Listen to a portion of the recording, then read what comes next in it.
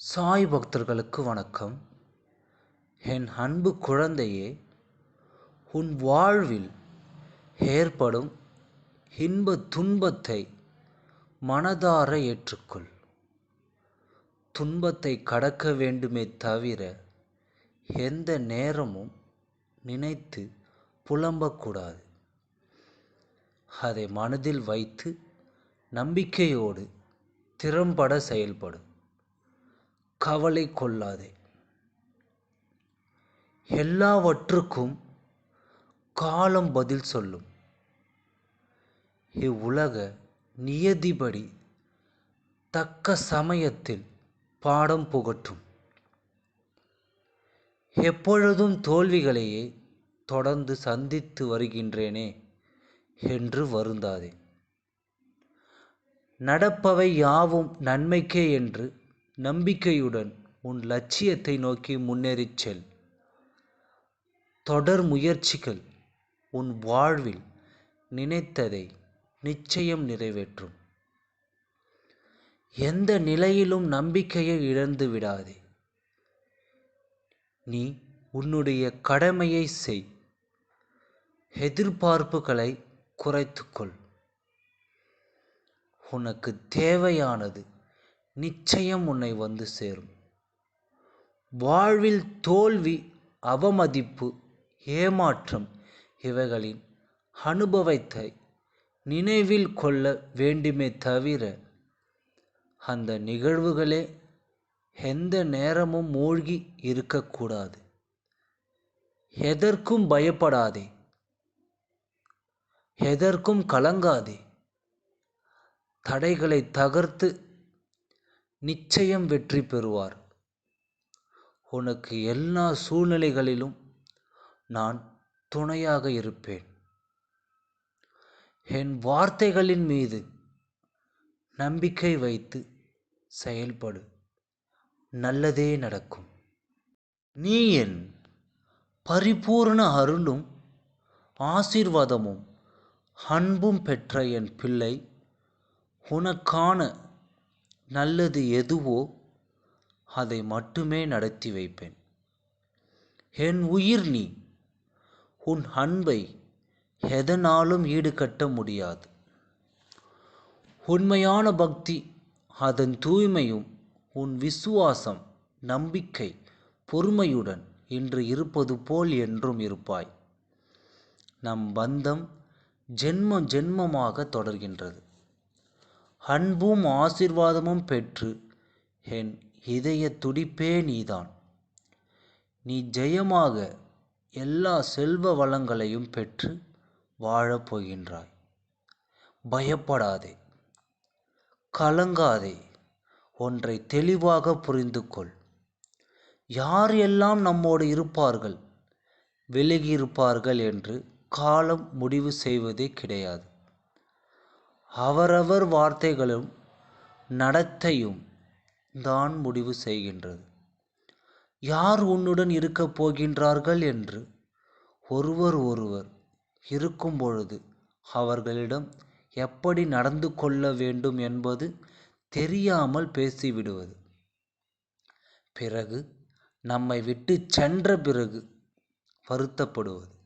இதுதான் பல பேர் நிகழ்வுகளாக இருக்கின்றன. விட்டு கொடுத்து போவதை தவிரவில்லை. விட்டு கொடுப்பவர்கள் கெட்டு போவதில்லை என்பார்கள். உங்களுடன் இருக்கக்கூடிய உங்களிடம் நண்பனோ, கணவனோ, மனைவியோ, தாயோ, தகப்பனோ யாராக இருந்தாலும் சற்று விட்டு கொடுத்து போனால் நிச்சயம் வாழ்க்கையில் சந்தோஷம், மகிழ்ச்சி நிலைத்திருக்கும். இந்த விட்டு கொடுத்து போகாமல் பல நேரங்களில் வாழ்க்கையை கெட்டு போக வைத்து விடுகின்றன. பிறகு வாழ்க்கை இழந்த பிறகு தன்னை விட்டு சென்றவர்களை நினைத்து வருத்தப்படுவது. இவைகளை தடுக்க வேண்டுமென்றால் வார்த்தைகளை பார்த்து பயன்படுத்துங்கள். எப்பொழுதும் எந்த நேரத்திலும் கவலைகளை மட்டுமே நினைத்து வருத்தப்பட்டு கொண்டிருந்தால் உங்களுக்கு நிம்மதி மட்டும்தான் இறந்துவிடுமே தவிர அதிலிருந்து எப்படி மீண்டு வர வேண்டும் என்ற வழி தெரியாமல் போய்விடும். உனக்கு எப்பொழுது எந்த நேரத்தில் பிரச்சனைகளோ தொந்தரவுகளும் வேதனைகள் வந்தால் அதற்கான காரணம் என்ன என்பதை சற்று சிந்தித்து பாருங்கள். ஆனால் வந்தது மீண்டும் போவது கிடையாது. அது ஏதோ ஒன்று உங்களுக்கு வந்துவிட்டது. அதை நினைத்து நினைத்து அழுது கொண்டிருந்தால், வேதனைப்பட்டு கொண்டிருந்தால், புலம்பிக் கொண்டிருந்தால் நிச்சயம் மாறாது. ஆனால் அதிலிருந்து மீண்டு வர வழி தேடினால் நிச்சயம் ஒரு வழி பிறக்கும். அப்போது அந்த வழிகளை கண்டறிய இந்த கவலைகளையும் வேதனைகளையும் தூக்கி எறிந்து நீ தெளிவாக இருக்க வேண்டும்.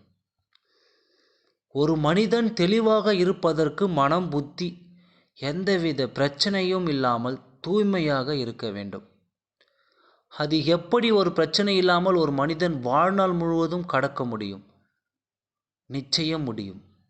ஒரு சிறு கல்லை உன் கண் அருகில் கொண்டு வந்து வைத்தால் இந்த உலகமே உன் கண்ணில் மறைந்து போகும். ஒரு சிறு கல் உன் கண்ணருகில் கொண்டு வந்தால் இந்த உலகமே மறைந்து போகும். அதுபோலதான் உன்னுடைய பிரச்சனை. சிறியதோ பெரியதோ அதை உன் கண்ணருகில் கொண்டு வந்து வைத்தால் மிக பிரச்சனையாக இருந்தாலும் அது தெரியும். இந்த உலகமே உனக்கு மறைந்துவிடும். இந்த உலகத்தில் இருக்கக்கூடிய இன்பம் துன்பம் எல்லாம் அறிந்த உனக்கு அந்த பிரச்சனை பற்றிய சிந்தனை மட்டும் உன்னுள் வட்டமிட்டு கொண்டிருக்கும். அந்த பிரச்சனையை சற்று தொலைவில் வைத்து பார்க்கும் பொழுது அந்த பிரச்சனை உனக்கு தெளிவாக தெரியும். அது என்ன பிரச்சனை என்று உனக்கு தெளிவாக தெரியும். அது எங்கே இருந்து ஆரம்பித்தது, யாரால் ஆரம்பித்தது, அதற்கான வழிகள் என்ன என்பது உனக்கு தெளிவாக தெரியும். ஒரு பிரச்சனை உனக்கு தெளிவாக தெரிய வேண்டும் என்றால் நீ தெளிவான கண்ணோட்டத்தில் அதை பார்க்க வேண்டும். அதை வந்துவிட்டதே என்று புலம்பிக் கொண்டிருந்தால் அதிலிருந்து மீள்வதற்கான வழிகள் உன் கண்ணிருக்கும் மிக மிக தாமதமாக மட்டுமே படும். எளிதில் படாது. அதுவே ஒரு பிரச்சனை வரும் பொழுது இதை தூரம் வைத்து பார்க்கும் பொழுது உடனடியாக அதற்கான தீர்வு உங்களுக்கு கிடைத்துவிடும். பிறகு உங்கள் வாழ்க்கையில் எந்த பிரச்சனை எந்த நேரத்தில் எங்கு வந்தாலும் அதை சமாளிக்கும் சக்தி என்பது உங்களுக்கு நிச்சயம் கிடைத்துவிடும். நிச்சயம் பாபாவின் அருளை பெற்ற ஒவ்வொருவரும் இதைத்தான் செய்வார்கள். பிரச்சனை வந்தால் அதையே எண்ணி அழமாட்டார்கள். அதற்கான வழிகளை தேடுவார்கள். பாபாரும் அவ்வாறே கூறுகின்றார். உங்களுடைய கர்மாக்களை நீங்கள் தவிர்க்க வேண்டும் என்றால், உங்களுடைய கர்மாக்களை நீங்கள் தீர்க்க வேண்டுமென்றால் அதை அனுபவித்தால் மட்டுமே தீரும். ஒரு பிரச்சனையை கண்டு ஓடினால் உன்னை அது துரத்தத்தான் செய்யும். அதுவே நின்று அதை உற்று பார்த்தால் அது உன்னை விட்டு விலகச் செய்யும். அதுபோல உனக்கு எந்த நிலையிலும் எந்த சூழ்நிலையிலும் யாரால் எங்கு என்ன பிரச்சனை வந்தாலும் அதை எதிர்கொள்ளும் மனப்பக்குவத்தை உனக்குள் வளர்த்து கொள்ள வேண்டும். இடம் பொருள் ஏவல் என்று இருக்கின்றன. இந்த இடம் பொருள் ஏவல் அறிந்து நீ நடக்கும் பொழுது நிச்சயம் உன் வாழ்க்கையில் எல்லா இடங்களிலும் ஏற்றம் என்பது இருக்கும். மறுபுறம் இந்த உலகத்தில் உழைப்பவர்களை விட நடிப்பவர்களுக்கு அதிக செல்வாக்கும் பேரும் புகழும் கிடைக்கின்றன. எவ்வளவு கடுமையாக உழைத்திருப்பீர்கள், உண்மையாக நேர்மையாக இருந்திருப்பீர்கள். ஆனால் கிடைக்காத ஒரு மரியாதை நடிக்கக்கூடிய ஒருவருக்கு கிடைக்கும். அது தற்காலிக மட்டுமே. ஆனால் ஆண்டவன் முன்னிலையில் உண்மையாக இருப்பவர்களுக்கு மட்டுமே ஜெயம் என்பதை நாம் உணர வேண்டும்.